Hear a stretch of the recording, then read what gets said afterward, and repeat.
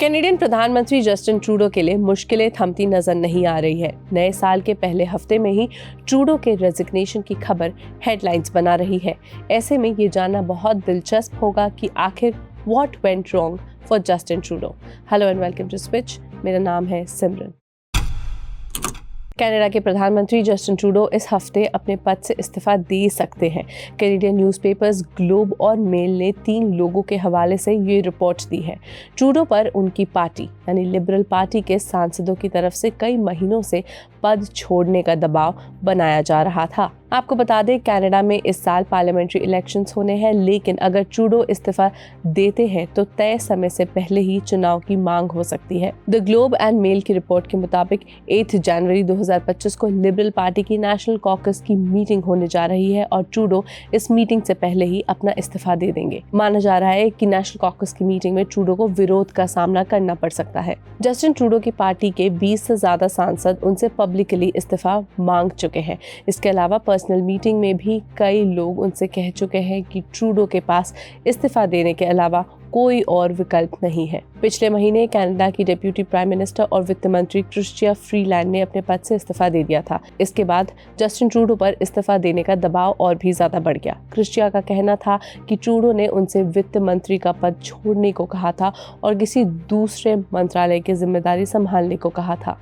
अभी कनाडा की सांसद यानी हाउस ऑफ कॉमन्स में लिबरल पार्टी के 153 सांसद हैं।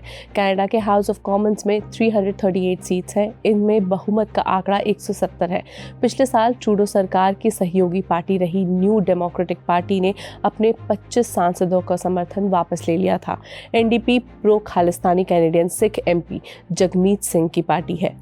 जस्टिन ट्रूडो की विपक्षी कंजर्वेटिव पार्टी के पास 120 सीटें हैं। गठबंधन टूटने की वजह से ट्रूडो सरकार अल्पमत में आ गई। हालांकि 1 अक्टूबर 2024 को हुए मेजॉरिटी टेस्ट में ट्रूडो की लिबरल पार्टी को एक दूसरी पार्टी का समर्थन मिल गया था। इसी वजह से ट्रूडो ने फ्लोर टेस्ट पास कर लिया था।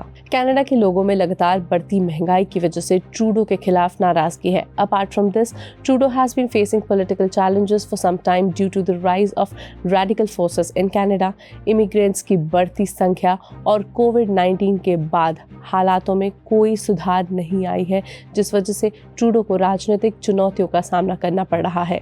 पिछले साल अक्टूबर 2024 में हुए इप्सोस के एक सर्वे में सिर्फ 28% कैनेडियंस का कहना है कि जस्टिन ट्रूडो को फिर से चुनाव लड़ना चाहिए। वहीं एंगस रीड इंस्टीट्यूट के मुताबिक ट्रूडो के अप्रूवल रेटिंग गिरकर 30% पर आ गई है। दूसरी तरफ उन्हें नापसंद करने वालों की संख्या 65% तक पहुंच गई है।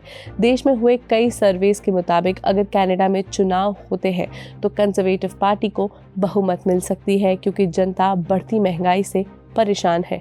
इसके अलावा पिछले कुछ सालों में ट्रूडो के इंटरनेशनल कॉन्फ्लिक्ट्स भी बढ़ रहे हैं, चाहे वो इंडिया कनाडा रिलेशंस हो या अमेरिका कनाडा रिलेशन।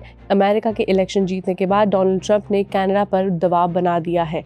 ट्रंप ने कनाडा पर टैरिफ बढ़ाने की घोषणा की है। जस्टिन ट्रूडो इस मामले में बात करने के लिए अमेरिका भी गए और ट्रंप से मिले। ट्रंप ने तो ये तक कह दिया है कि कनाडा को वो अमेरिका का 51st स्टेट बनाना चाहते हैं। सिर्फ यही नहीं, मस्क ने भी कनाडा को लेकर कमेंट्स किए हैं। कनाडा में 2025 में प्रधानमंत्री पद के लिए चुनाव होने हैं। ये चुनाव अक्टूबर से पहले कराए जाएंगे। प्रधानमंत्री ट्रूडो ने कहा है कि वो अगला चुनाव लड़ने के लिए लिबरल पार्टी का नेतृत्व करने की योजना बना रहे हैं। हालांकि पार्टी के कई नेता ट्रूडो को प्रधानमंत्री उम्मीदवार के तौर पर पसंद नहीं करते हैं। जस्टिन ट्रूडो चौथी बार प्रधानमंत्री पद की दावेदारी कर रहे हैं।